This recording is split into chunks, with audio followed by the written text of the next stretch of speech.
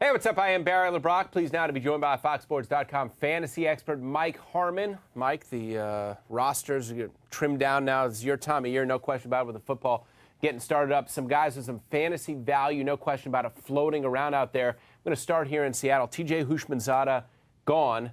That means Mike Williams might be the man. I mean, all of a sudden, Mike Williams out of nowhere might be a go-to guy. Well, Friday and Saturday, I was going to go get a new cell phone. The texts were coming in, all the emails were coming, people calling me with every piece of news that came on. This thing started smoking after a while. It was ridiculous. The TJ Houshmandzadeh, they tried to make a deal. Well, who's picking up the $7 million? Didn't happen. Ultimately gets cut. Mike Williams reunited with Pete Carroll. Hey, leaner, meaner, not the guy that looked like a tight end playing in Tennessee in his last go-around. I still wonder what might have been had he not been forced to sit around and play Madden for 18 months after a ruling. But that's a 45-minute diatribe I'm not going into here. Look at another guy with potential deep ball threat, assuming that they can keep Matt Hasselbeck upright long enough to be able to throw the ball downfield. Looking at Deion Branch on one side, Williams sliding into the other starting role with a couple of youngsters, Golden Tate, Deion Butler rising there, two guys that they think Butler can stretch the field, Tate a good hands guy. But for now, you're looking at Williams getting his shot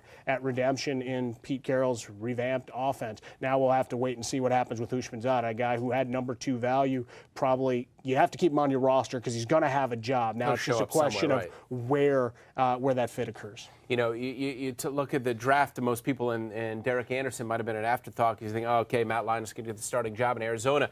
That's not the case anymore. Leinart's gone. Derek Anderson seems to slide into a starting role. Great value here. Potentially. There, he's a guy that completed 44% of his passes last year. And granted, it was in Cleveland under duress and just kind of winging the ball and hoping to get out alive half the games. But, it's funny, in a number of drafts that I participated in for magazines and other things, the responsibilities at Fox Sports as we started going and evaluating talent for this year, Derek Anderson was drafted ahead of Leinart in a bunch of leagues. Interesting. People just no faith in Matt Leinart coming in. And now you look at Max Hall potentially. If things go totally south here in Arizona, you might see Max Hall by week 5, week 6.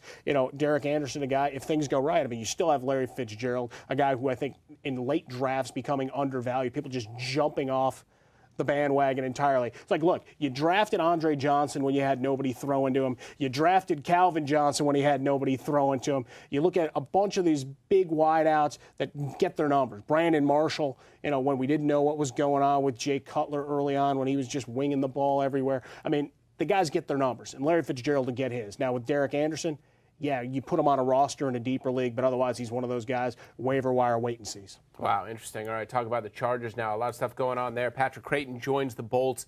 Of course, there's, a bad situation with Vincent Jackson there, but how much value you put on Crayton? He's a guy that I think if I'm looking at my wide receiver depth, potentially becomes one of those waiver wire pickups. Obviously, he was the odd man out there in Dallas. They had a deep receiving core, didn't know exactly what to do with him, and ultimately they make a deal with San Diego. San Diego, Vincent Jackson, the holdout. If he comes back at this point, you're looking at not coming back till at least week 7. Yeah, week 7. You've got Malcolm Floyd, unproven, a guy who had a nice year and a guy I've been touting for a couple of years, 6'5", runs the seam really well, 3 or more catches, 8 straight games to close the season. Think there's some upside there, but unproven. And Legadou Nene being the other receiver sliding into the starting rotation. So I think you're going to see a lot of Patrick Crayton as early as week 2. I think you'll see some of them week 1 against Kansas City, but then they'll work him into week 2. And so I think he's a guy that you put on the board, particularly given the number of injuries and number of other workload issues and splits that we're seeing as fractured wide receiver cores. So I think Patrick Crayton could have some value for him. Yeah, about half the stats as Vincent Jackson last year, but maybe a function of so many guys in Dallas, and now he's going to be one of the premier focuses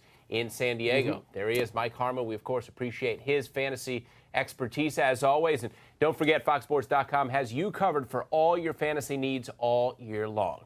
For Mike, Barry LeBrock. We'll see you next time.